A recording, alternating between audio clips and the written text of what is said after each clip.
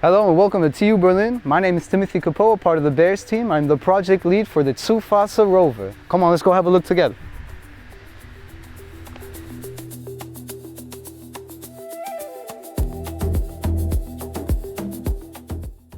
Now let's take a look at some of the labs that we use to develop our rover for the ERC. Here we have our first lab where we store our research rover for the institutes. And here in our second lab, we store the ERC rover. We have our testing benches with our soldering benches, as well as our electronics bench, and a dedicated area for 3D printing in all of our parts. And here we have our rover right here. Now let me introduce you to a very skilled and diverse team that we have built for this year's ERC. Now let's start with our academic advisors, Simon and Maxi, which have a lot of experience in the field of robotics. Now next we have me as the project lead, Timothy Capoe. I am also the PR lead for the team. Now we have as our systems engineer, Leve. And below, let's get into the core team. Mechanical team led by Nima. Also has a sub-team, the robotic arm mechanical, led by Leon. The next team is the electrical team led by Felix. Our next team is the drone team led by Kostu. The next team we have is the science team led by Aida, and the sub-team Astrobio led by Frederica. And now our next team is the simulations team led by Sebastian. And our final team, the software team led by Leve, with two sub-teams, one being navigation led by Paul, and the robotic arm software team led by Patricia. Here at TU Berlin, we have lots of experience building rovers and testing them, as you can see from our past ERC awards and our university rover projects. We are very excited to bring this expertise to our new rover design and test them out at the ERC for 2026. Now, the reason we want to participate in the European Rover Challenge is that we have a team of highly motivated engineers that are very intrigued by this competition so that they can put their skills to the test. The ERC is a platform that allows the students to come together as a team from multiple different fields of study and combine our skills to coordinate the design and testing of the rover. The event gives us the opportunity to develop organizational, collaborative, and field deployment skills that are necessary to compete in an event such as this. This will also help us build our engineering careers. Hi, I'm Lewe. I'm the software lead for our team this year. I've participated in our team for roughly 3 years now. I'm super excited for this year's edition and I'm hoping to improve upon our nice results. And in general, I'm very excited about ERC because I think it nicely combines robotics and space exploration, and I think that's a good fit for the future.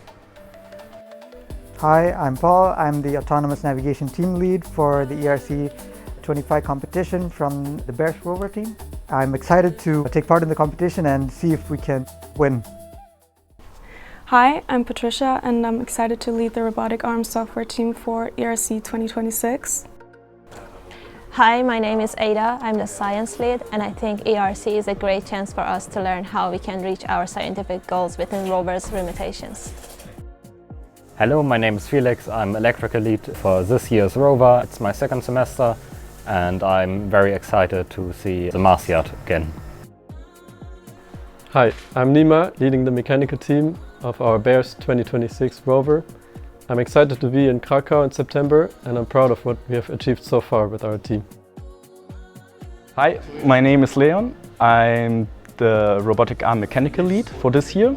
It's my second year for the ERC and I'm looking forward to implement my experience from last year in the leading role. So in general, our software stack most heavily relies on ROS2. We use it for our navigation stack, we use it for robotic arm movements. We have multiple different machines connected, multiple different Raspberry Pis, NVIDIA Jetson, which all control our rover in unison. Two 24-volt batteries connected in series provide our main 48-volt bus line. This powers all major motors. This includes 8 driving and steering motors running on a CAN bus and the motors of the robotic arm, which are run via RS232. Our other bus lines run on 24, 12 and 5 volts, which run the computers, sensors and lights. For safety reasons, the 48-volt power system is allocated in the back of the rover, including the emergency switch and the LED controller. The compute nodes are mainly allocated in the front low voltage zone of the rover. The TUfasa rover inherits most of its mechanical design elements from its predecessor, the Morpheus rover. The chassis is made from the same modular 730 by 470 mm aluminum profile frame. The robotic arm is mounted on top in the center of the chassis. The rocker suspension is upgraded to use a bevel gear inside the chassis frame, enabling more compact and reliable differential suspension. Each of the 4 3D printed wheels has one driving and one steering motor. We are very proud of our teleoperation modes and our driving system. With our 8 motors we can achieve many different driving modes, from full Ackermann or crab walk, full side-to-side turn, which worked quite well. From last year we wanted to improve a lot on autonomous navigation, and now we've integrated a very nice and expensive LiDAR into our system, which we are hoping that will improve our chances for autonomous navigation by quite a bit.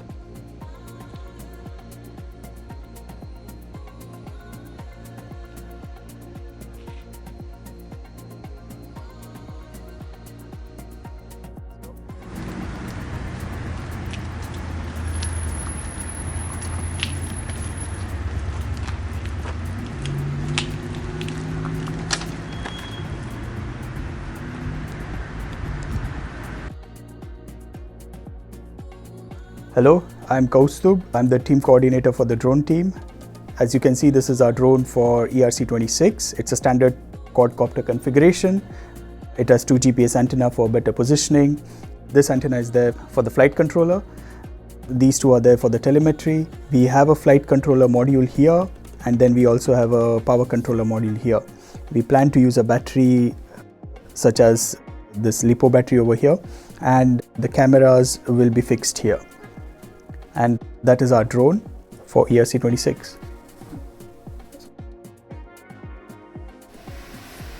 This is the test video for the drone. We are now taking off. This is now a demonstration of the up and down motion. Drone is going up and then down. And now the drone is coming forward, going backwards. And now left to right.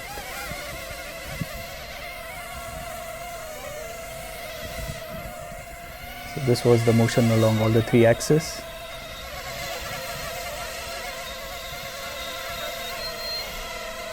And now this is auto landing.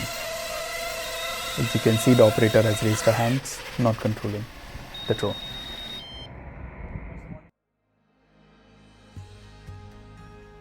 After a complete redesign of the robotic arm last year, we're going to focus in this year of improving the gears in the arm joints and redesigning and optimizing the wrist and doing a new concept for the gripper. After using self-developed cyclotic gears last year, we are now working with our new partner Harmonic Drive SE for this ERC. The main challenge here is to integrate the new harmonic drive gears in our existing robotic arm structure and connecting it with the existing motors we have. We are also improving the wrist to get it more precise, more reliable and lighter this year. For the gripper, we are going back to an older design and adapt it to the new mounting points and the new challenges we are looking forward at the ERC. This year we want to use ROS2 and Move It to have an autonomous movement for the robotic arm. We will use object detection to detect the pose of the tool to be manipulated, and then we will have the arm move there autonomously to operate. Our drill system uses the same motors as our previous year's approach, but will feature a new compact belt mechanism for deployment to the ground. The drill consists of an aluminum frame that can be bolted to the back of the rover. Drilling is conducted with a high-torque motor with a gearbox turning a long spiral drill bit. We thank our sponsors, which provide us with state-of-the-art technology and enable our participation in the European Rover Challenge.